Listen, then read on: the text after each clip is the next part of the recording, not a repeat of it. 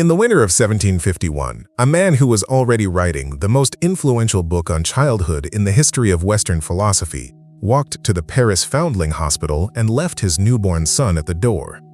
He did not do this once.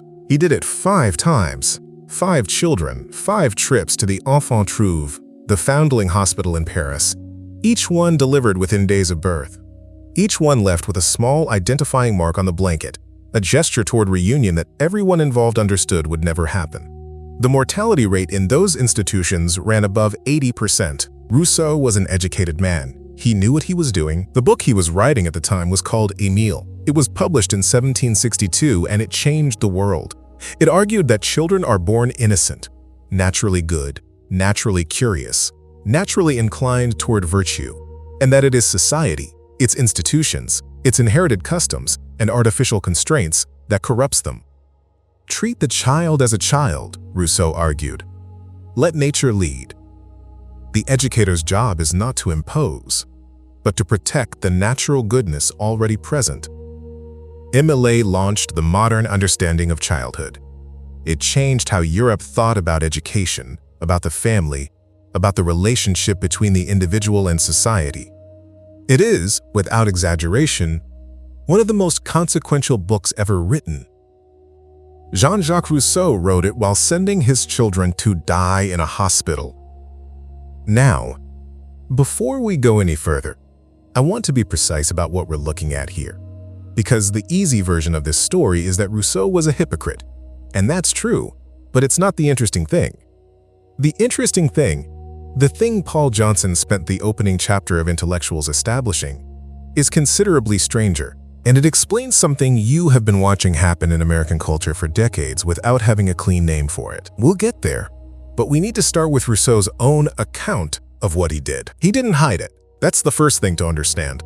Rousseau described abandoning his children in his own autobiography, The Confessions, published after his death in 1782, Book 8.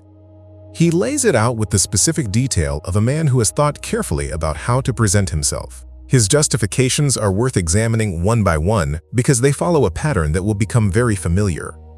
The first justification: he lacked the means to raise them properly. He was, at the time, not wealthy. A struggling writer dependent on patrons. A child would have been a financial burden. This is the argument from circumstance. I wanted to do right, but the conditions wouldn't allow it. The second justification: Therese's family, his mistress's relatives, would have corrupted the children. They were common people, rough people, and their influence would have been damaging. This is the argument from protection. I sent them away to spare them from a worse fate. The third justification, and this is the one that stops you cold. He was, in his words, following the custom of the country. Sending children to foundling hospitals was, in fact, not uncommon in 18th century France. Thousands of children were deposited at the Enfant Trouve every year. So Rousseau was doing what others did. This is the argument from convention. Everyone was doing it. What he does not do anywhere in the Confessions is sit with the children as individual human beings. He does not describe their faces. He does not record their names. He mentions a trembling, a brief moment of hesitation, and then moves on in the very next paragraph to discussing his ideas. Paul Johnson, working through this passage in Intellectuals, identifies something precise. He is not interested in condemning Rousseau as a bad father. He is interested in what the passage reveals. The rationalizations are not evidence of guilt poorly managed. They are evidence of a particular kind of mind, one that has developed a sophisticated machinery for translating any personal inconvenience into a principled position. The argument from circumstance, the argument from protection, the argument from convention. Every one of these is a way of saying, I did what I did for a reason that serves a larger good. The individual human cost, 5 specific children, disappears inside the reasoning, not because Rousseau was monstrous, but because his way of thinking was designed at a structural level to make that disappearance possible. And this is where the question opens that I want you to hold until we reach the end. If a man can disappear 5 children into his philosophy, what can a movement do? To understand the answer, you need to understand what Émile actually argued, not just the thing about natural goodness, the surface version, the one people vaguely know.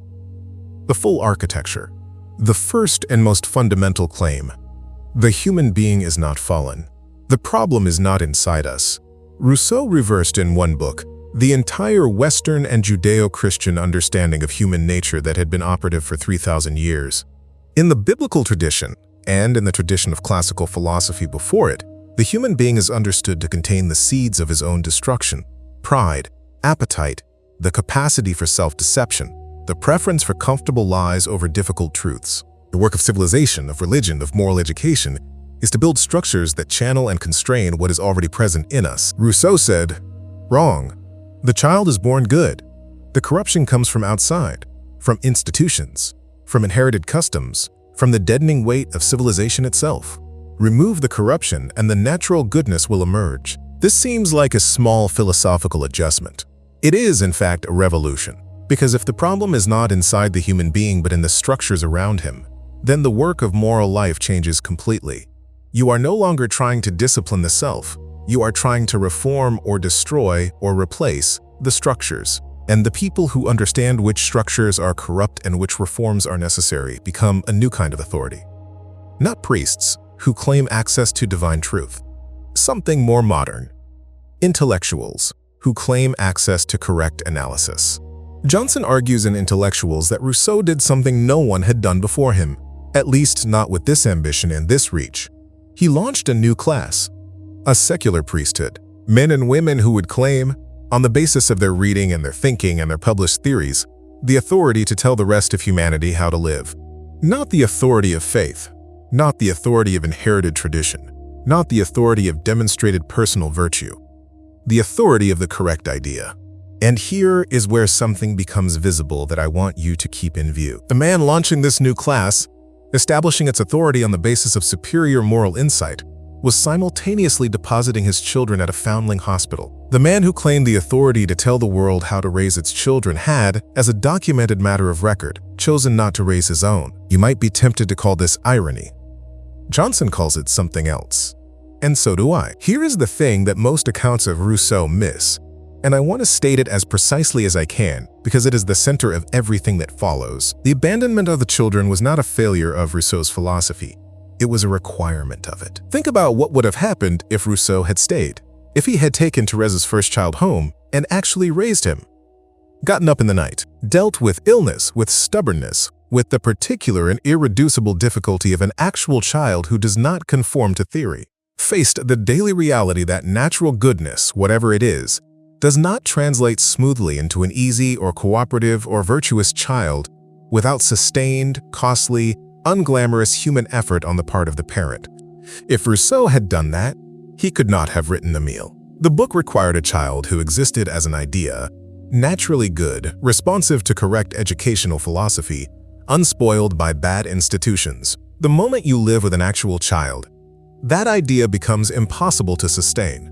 Reality is too specific, too resistant, too much. Johnson puts the thesis of Intellectuals this way. The secular intellectual tradition, from Rousseau forward, is characterized by a consistent pattern.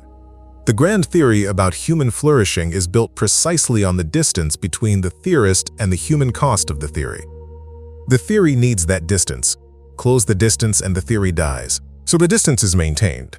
Sometimes by choice, sometimes by design, sometimes by a set of rationalizations so well constructed that the person who holds them genuinely doesn't see what they're doing. This is not hypocrisy in the ordinary sense. The gap between what you say and what you do, this is something more architecturally interesting. The gap is load-bearing. The theory stands because the reality is kept at a distance. Remove the distance and the structure collapses. Rousseau didn't abandon his children and then write Émile despite his guilt. He abandoned his children so that he could write Émile. The philosophy and the abandonment were a single move. Now hold that, because it's about to get much larger. The second great idea Rousseau gave the world was the general will, la volonté générale, and it is the one that has caused the most damage. The argument runs like this. Society, properly understood, has a collective interest that transcends the individual interests of its members. This collective interest, the general will, represents what everyone would want if they were thinking clearly, free of their particular biases and self-interested distortions. The job of just governance is to identify the general will and implement it, even, especially, against the resistance of individuals who, in their confusion, think they want something else. You read that carefully, and you see the problem immediately. If the general will represents what people would want if they were thinking correctly, then someone has to decide what thinking correctly means. Someone has to identify the general will. And anyone who claims to have identified it has, in that same move, claimed the authority to override whatever you actually think you want. The logic is airtight. Once you accept the premise, the coercive conclusion follows necessarily. If I know what you would want if you were thinking clearly, and you disagree with me, then your disagreement is not evidence that I'm wrong. It's evidence that you're confused. And my job is to help you, even if helping you means forcing you. Isaiah Berlin, who was not a conservative and had no tribal interest in attacking the left, traced this move with exceptional precision in his lectures on the history of freedom. He called Rousseau the father of both modern liberty and modern totalitarianism. Not because Rousseau wanted totalitarianism, but because the philosophical machinery he built made it available. The road from the general will to the Jacobin Terror of 1793 is a short one. The Jacobins were Rousseau's most faithful students. They knew what the general will required, and they acted accordingly. A conservative historian named Jacob Talmon traced that same road in a book called The Origins of Totalitarian Democracy, published in 1952, and the documentation is difficult to argue with. Johnson, in modern times, extends the line forward through the 19th century utopians, through the early 20th century progressives, through the mid-century academic Marxists. In every case, the pattern holds, a theory of human flourishing, built by people who have exempted themselves from its human cost, deployed with increasing confidence through institutions that claim to know what humanity would want if it were thinking correctly. And here the loop I planted earlier begins to close. But it doesn't close all the way yet. Because the question isn't just where the line goes historically. The question is whether you can see it right now. This is where I want to be honest with you about what I'm doing. Everything I've told you so far, the 5 children, Rousseau's Confessions, Émile, the general will, the Jacobins, Talmon and Berlin and Johnson, that's documented intellectual history. The record shows it. What I'm about to say is an application of that record to the present. Johnson didn't write about 2026. The logic of intellectuals applied to 2026 points here, and I want to name it as my reading, not as something he wrote. In the current culture, in the institutions that now shape the education your grandchildren receive, the content that reaches your family, the policies that govern your community, you will find a consistent structure. A class of educated people, credentialed, articulate, institutionally positioned, who advance theories of human flourishing and social justice and historical accountability, who speak with great moral authority about what society owes its most vulnerable members, who publish, teach, legislate, and adjudicate on the basis of those theories, and who, in almost every case that bears close examination, maintain a careful distance from the actual human cost of what they prescribe. The education reform advocate whose own children attend private schools, the housing equity theorist who lives in the most racially segregated neighborhood in his city, the family policy expert who has never raised children, the community organizer who organizes from a distance and never lives in the community, the university administrator who speaks daily about belonging and has produced an institution that graduates students carrying debts they cannot repay. This is not hypocrisy in the simple sense. I want to be careful here, because the record invites precision. Hypocrisy implies that the person knows better and simply fails to live up to it. What Rousseau showed and what Johnson shows in case after case in intellectuals is something more systematic. The distance between the theory and its human cost is not a failure of the intellectual tradition. It is a structural feature. The distance is what makes the theory possible. Close it, and the theory must be revised or abandoned.